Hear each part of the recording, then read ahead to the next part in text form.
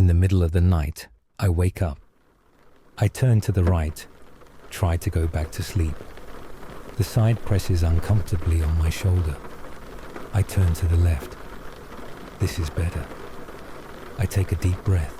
My muscles relax, and the soft blanket warms me. It doesn't help. I can't fall back asleep. As I lie there awake in a bed, I hear a sound in the silence. It was brief, so brief that I wasn't sure if it had really been there. I stare into the darkness and listen to see if I'll hear anything again. There's no one else in the apartment besides me. My girlfriend is visiting her parents and took our dog with her. He always got so excited to go for walks in the nearby forest that I couldn't say no. I would have gone too, but my vacation was cancelled at short notice. It remains quiet. Maybe it was just the cutlery or a plate slipping. They're already piled up in the sink, impatiently waiting to be washed.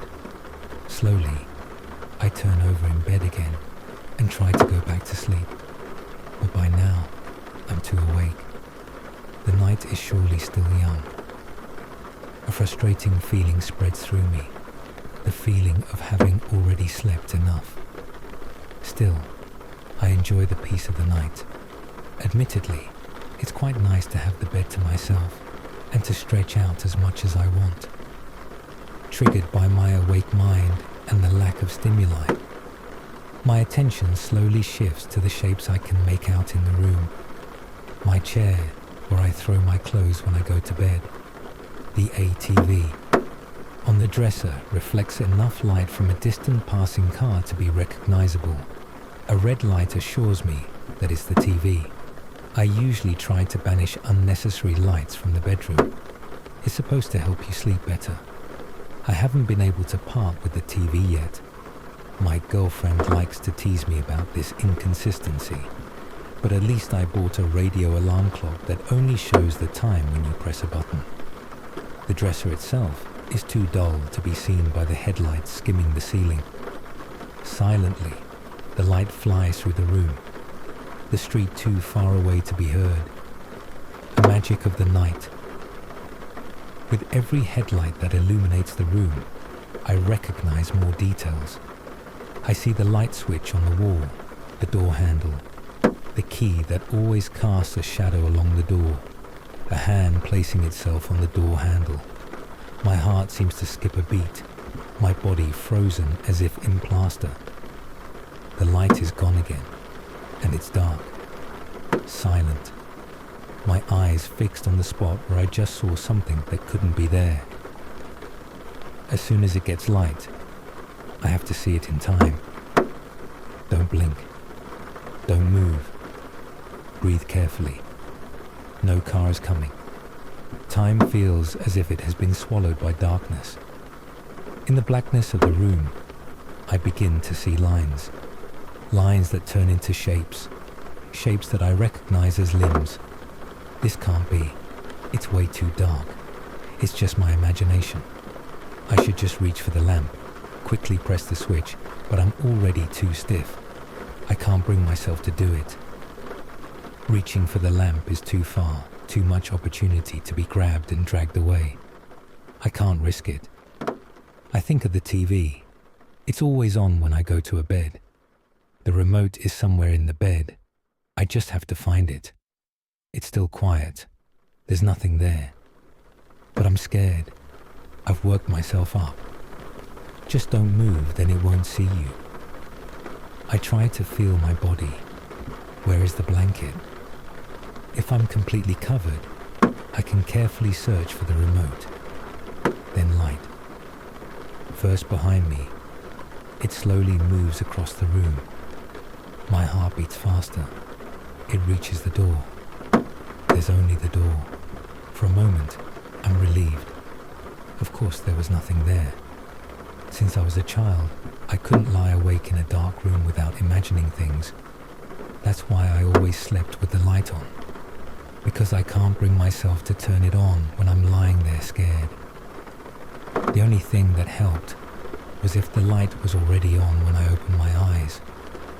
These logical thoughts stopped the moment the car passed, and my surroundings were no longer illuminated. Whatever had been there didn't have to stay there. It could have moved further into the room. It couldn't have left the room. The door was closed and you can't open it silently. I always kept it closed, even when I was alone. The sight of an open door in the dark unsettles me too much to even think about sleep. Damn, I should have used the moment of clarity to turn on the light.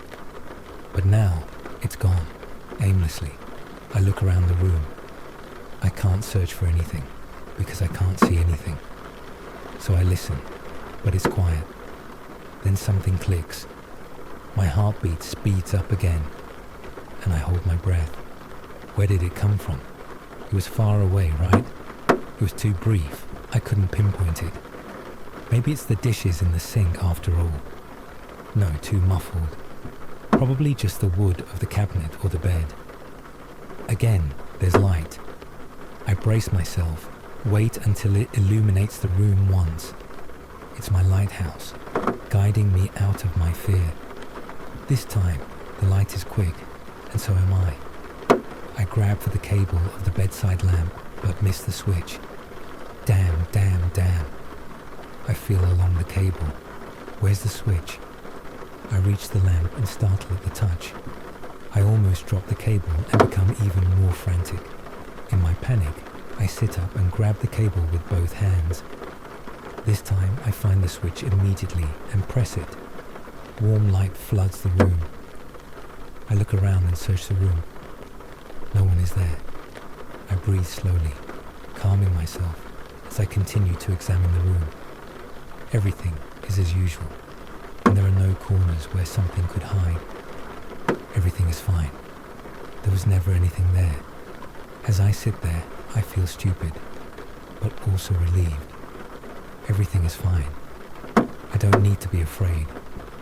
It's my imagination that conjures up these images and projects them into my head as if they were real. It doesn't tire either. Even now that the light is on and my concerns have vanished, I still think there might be something outside waiting behind the door. But I'm no longer panicking, so I get up and lock the door. Now nothing can get in without difficulty. I can distract myself a bit. Back in a bed, I search for the remote. It was right next to my pillow. How stupid.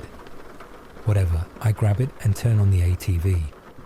A half-naked woman appears on the screen, moaning a phone number. An ad for a sex hotline. I change the channel, a documentary about a painter. I change again, sex hotline again. Program end notice. Again, chess game, again, infomercial. Nothing interesting is on at night, but even infomercials are enough to get my mind on other things, so I can try to sleep again later. A kitchen gadget is being advertised that chops all kinds of vegetables into small cubes by hammering on it a few times. I can turn off the light now. The room remains sufficiently illuminated by the TV, and I don't want to become too awake. I press my alarm clock, and it tells me it's 3 in the morning, and I should get some more sleep if I don't want to struggle through the next day. As the screen flickers, I can't help but continue to listen for sounds from the rest of the apartment. But there's nothing, and I'm calm. The program is boring, but that's good. There's always a water bottle next to my bed. I take it and have a sip. I almost choke on the sparkling water. I cough briefly, then take another sip. It feels invigorating and brings me back to reality. The glass bottle lies heavy and cool in my lap. I keep watching the TV. By now, another product is being advertised. A phone with a contract for 2 SIM cards, and you get a PC with it. I know these kinds of offers, but I don't understand how they make sense.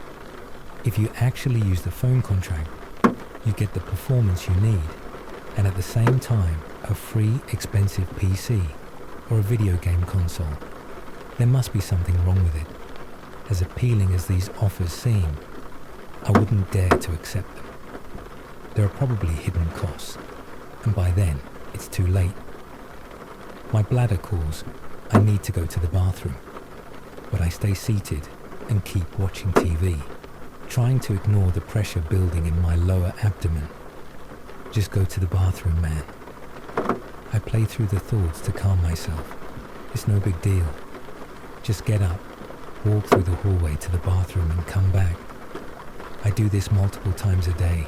Why not now? I change the channel. I need better distraction to forget the urge to pee.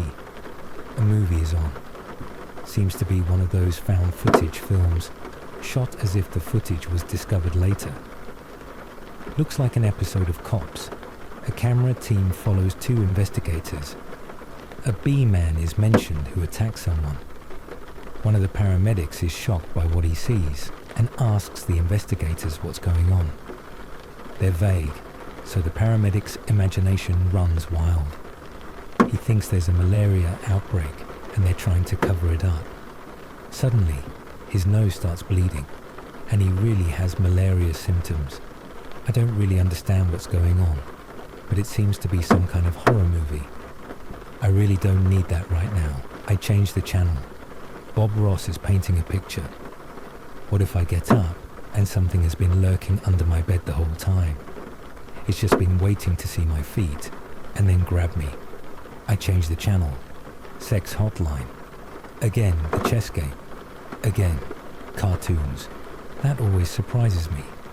How come cartoons are shown so late at night? It can't be for kids. They should be asleep by now.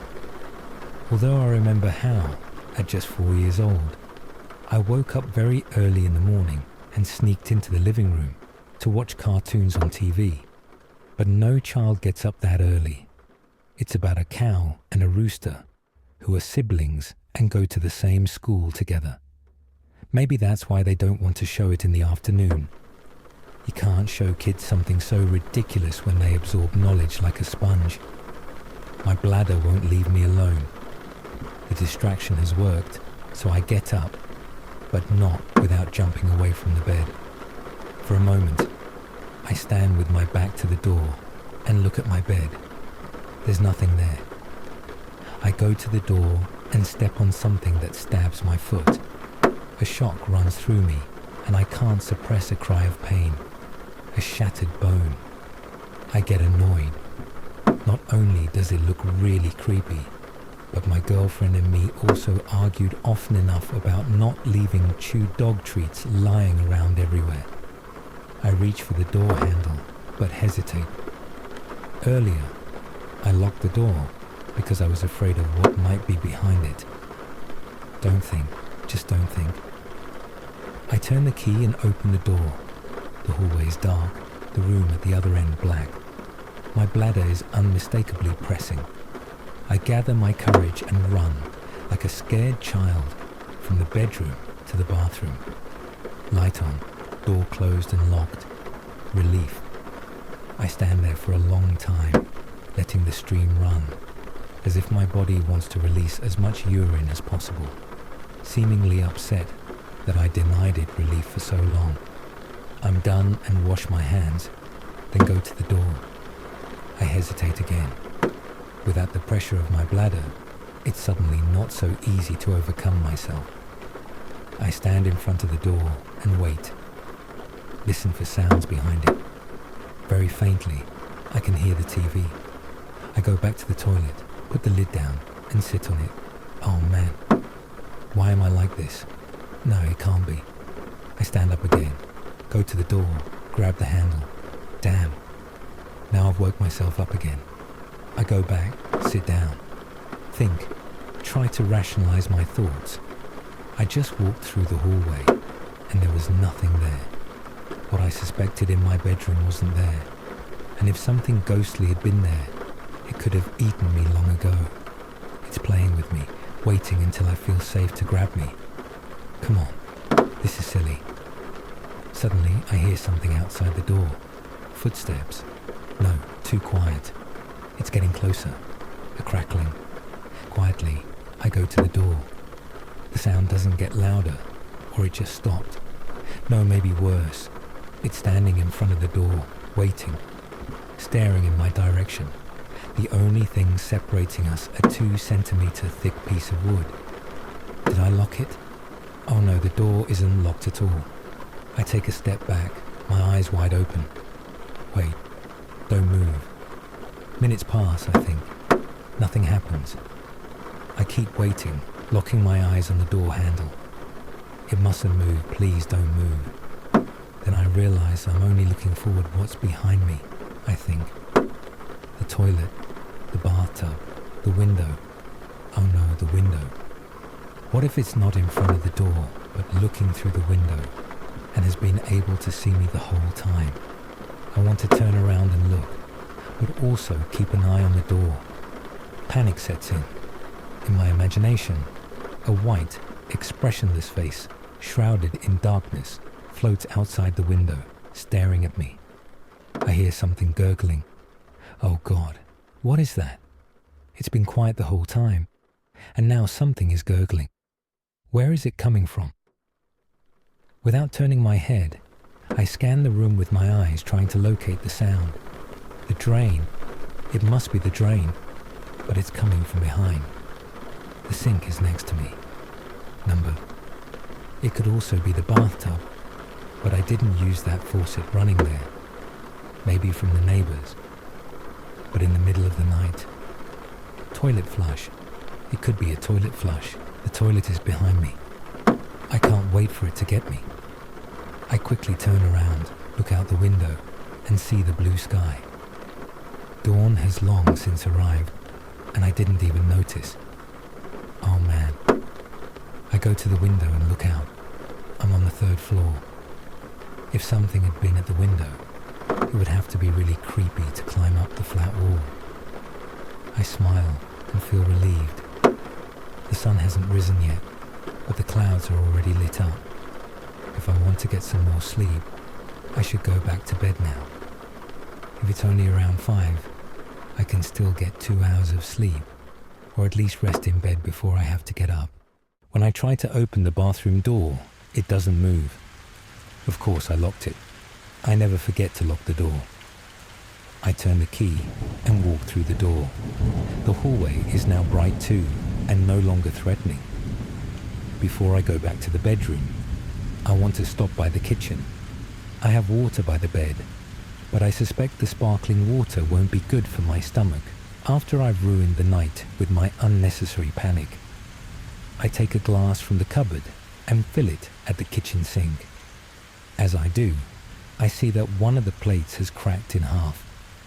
Must have happened when I put it in the sink. I should really be more careful. My girlfriend won't be happy about it. I drink the water and lean against the kitchen counter. In the dim morning light, I look down the hallway toward the living room. Usually, my girlfriend is already up and has the kitchen radio on, but today, it's quiet. Out of the corner of my eye, I see something white flash. I look, but there's nothing there. No one is here. I'm really tired. The glass is empty, and I put it with the others in the sink. Now back to bed. As I walk through the hallway, I notice I can't hear the TV. When I open the bedroom door, the screen is dark.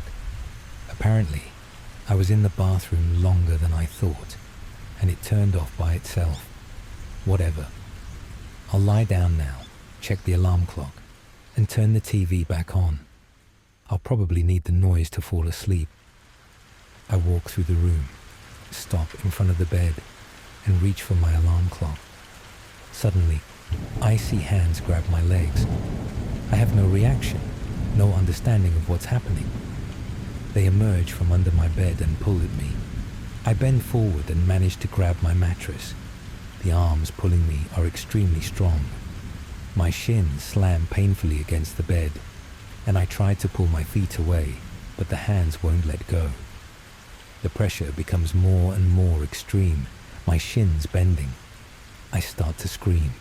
I claw tighter at the mattress. Something cracks. I don't know if it's wood or bone. The pain is indescribable, like a diffuse explosion radiating through my entire body. Suddenly, thousands of sharp needles pierce my toes. Over and over, they bore into my toes like a relentless sewing machine. My vision goes into a blur. I fall backward. In the brief moment I remain upright, I feel my shattered shins collapsing, falling, hitting the back of my head on the floor. I don't even feel the impact. I see the ceiling. Drunk by pain, I lift my head and look down at my feed. A pale face stares back, teeth like toothpicks. It doesn't move, like I caught it doing something naughty. How is this happening? Monsters aren't real. Still there it is, just like I imagined it. Then I'm pulled under the bed.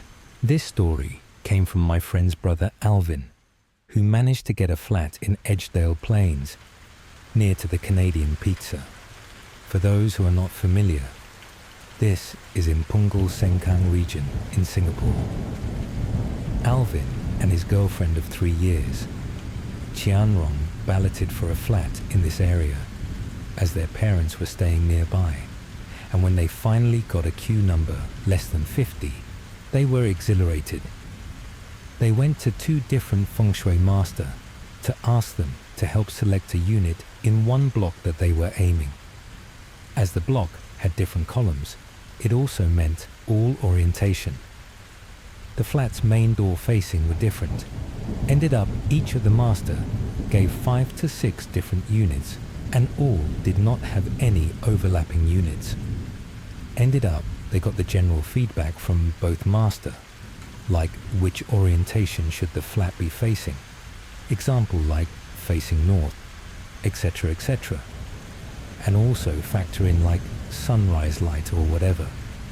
And they ended up with a unit on the 8th floor, though this unit wasn't any of the 10 over units that were suggested. Partly also because the mother 1-8 was very lucky. They had done the stuff like opening the door, sprinkling the whole house with tea leaves, rice, rolling pineapple from the living room into each room. Do note that both the couple are Catholic, but they are okay with their parents doing it as long as no need to place altar in the house. When they first moved in, they were very happy, going to IKEA during every weekend to do up their dream home. They didn't have budget for much renovation, but did basic stuff like wardrobe, of course. After 2 months, they finally held their housewarming. They placed a buffet along the corridor. They were the first few to move in, and also invited neighbor from the other side of the same floor. His neighbor was this signed-on regular who had a small kid, Alex and Keep, running around the house playing, and the guests kept playing with him as he looked very cute, and his presence made the housewarming even more lively than it already was. When the regular passed Alex a plate of food from the buffet, Alex took the plate and ran into the room. Chianrong, thinking that Alex might dirty their new bedroom, went into the bedroom and asked how come he was eating in the bedroom instead of playing outside as there was aircon in the living room. And Alex replied, "I want to accompany sister eat." And Chianrong just asked, "Which sister?" Casually, since there were so many sisters in the house, and she didn't thought anything was amiss. She chua sighed when Alex replied, "The one inside the cupboard." Chianrong just said, "Okok, you slowly eat." Then faster walk out spooked and went up to Alvin and pulled Alvin to a side and told him that. Alvin brushed aside and say that the kid might be talking nonsense. How can there be ghosts in this world, let alone the house is so crowded now? But looking at how disturbed Chianrong was, he went into the room and asked Alex how come he didn't eat outside because got aircon.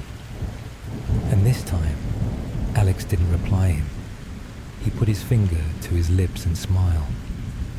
Alvin then squat down and asked what was he doing. Alex said softly, "I am going to play with sister." Alvin then became concerned, not because worry for the kid, but was quite paranoid that people say his house got ghost, and he was a very staunch Catholic. Ask, "What sister where? What is the color of her clothing?" Suddenly, Alex's eyesight darted from the cupboard and then towards the window. and he pointed and cried. Alvin hushed him and asked him not to cry and asked him what happened. Where is the sister? Alex replied and said, the sister jumped out a window. When prompted further how this sister looked like, the parents of the kid came in and apologized and carried him out to the master room. This left Alvin and Kianrong both in the room, and they looked at each other. They have heard tons of true ghost stories, but have never encountered one, not to mention in their own house on housewarming day. Alvin then reassured Kianrong that the kid was talking trash and told her don't worry about it and go out entertain the guest. The day ended and it was around 11 p.m. and they wanted to retire for the night. Off the TV in the living room and proceeded to off the lights when Chanrong said, can we don't sleep in the master bedroom tonight? I am a bit disturbed by what the kid said. Alvin tried to talk to Chanrong but noted that she was really quite disturbed, in fact to be even in the same house, and both decided to sleep in the guest room on the 2 single bed. Chanrong was paranoid of the surrounding and chose to sleep in the bed against the wall, so that she only has to sleep facing the rest of the room with her back against the wall as security. As it was furthest away from the door, the position she was sleeping in could see out of the doorway into the toilet. But of course, they slept with aircon, so the door was closed. Soon after, she dozed off since she had a tired day entertaining the guest and cleaning up after that. In the middle of the night, she was suddenly awoke by the sound of the toilet light switch being pressed, the tiak sound. And at that moment she opened her eyes wide, being scared sheetless again, and just lie still without moving at all. After a few seconds, she suddenly sit up with her back against the wall, and what she saw, she couldn't handle. At the bottom of the room door, there was this thin gap between the door and the floor, and by right, it should be dark since the lights outside were off. But the moment she stood up, she saw light coming from outside of the room, meaning indeed the toilet lights were switched on, and the light was coming through the gap. And within a split second, the lights went off again. She immediately called out to Alvin, and she didn't even dare to go over to nudge Alvin as they were sleeping in different bed, and there was a space between the 2 beds.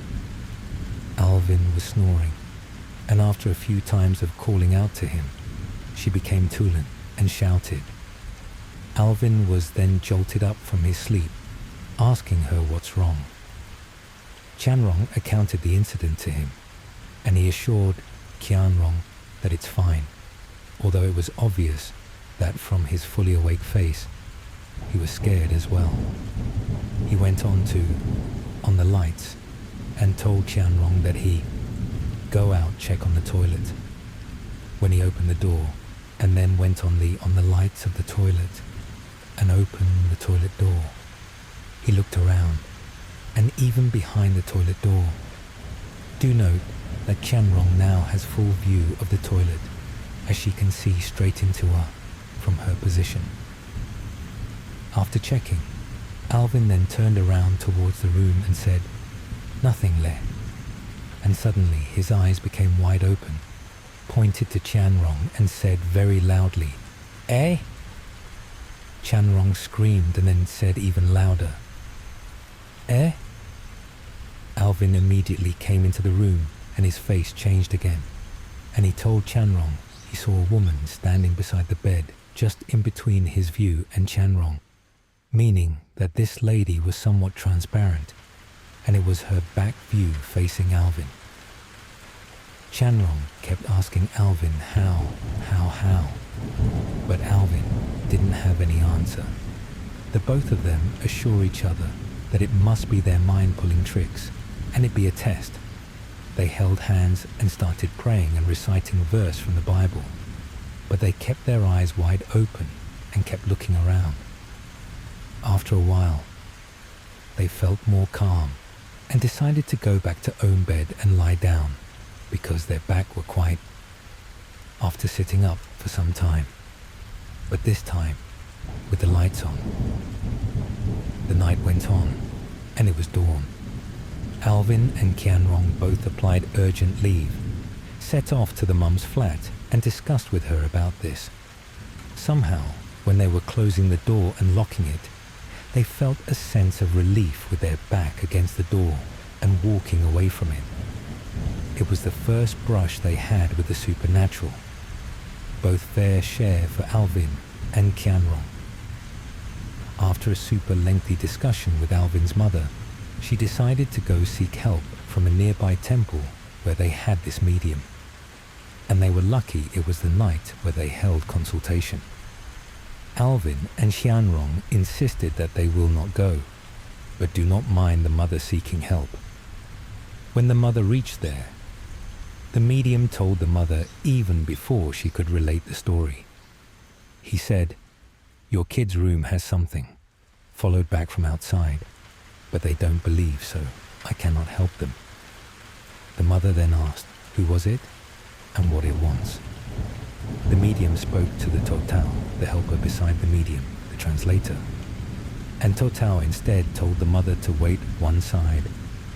The medium then spoke to the Totao some stuff, and then the Totao handed the mother one talisman that the medium wrote, and told the mother to have it ingested by the couple. When the mother went back to her flat, Alvin and Kianrong asked her what was the outcome. The mother related what happened at the temple and told them to ingest the talisman with water after burning it. At that point, Alvin and Kianrong told it was absurd as it wasn't a solution to them, and burning talisman and ingesting it was beyond their world of logic comprehension. Ultimately, Alvin said he will take it, but Xianrong insisted she wouldn't take it. To which the mother say, "Those young people don't believe. See what is happening now." And after Qianrong showed black face, Alvin said they better go home earlier, and both of them left. It was already 10 p.m. when they left. As the lift went up, they both stood quiet in the lift, and Qianrong asked, "You think tonight will be okay or not?"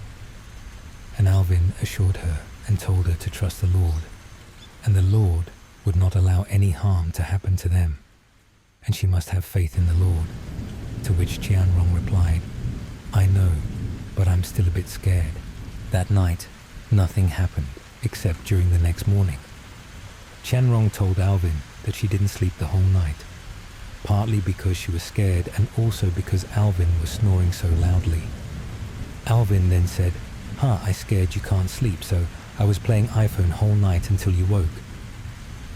After that day, they went over to bunk in with their mother, which was already crowded as a 3-room flat, and they soon rented a place to stay.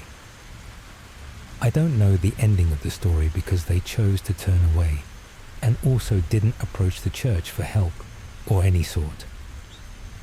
They have since allowed their Malaysian relative kids who came out to apply to study here at a school nearby, but they have not heard of anything from the kids since.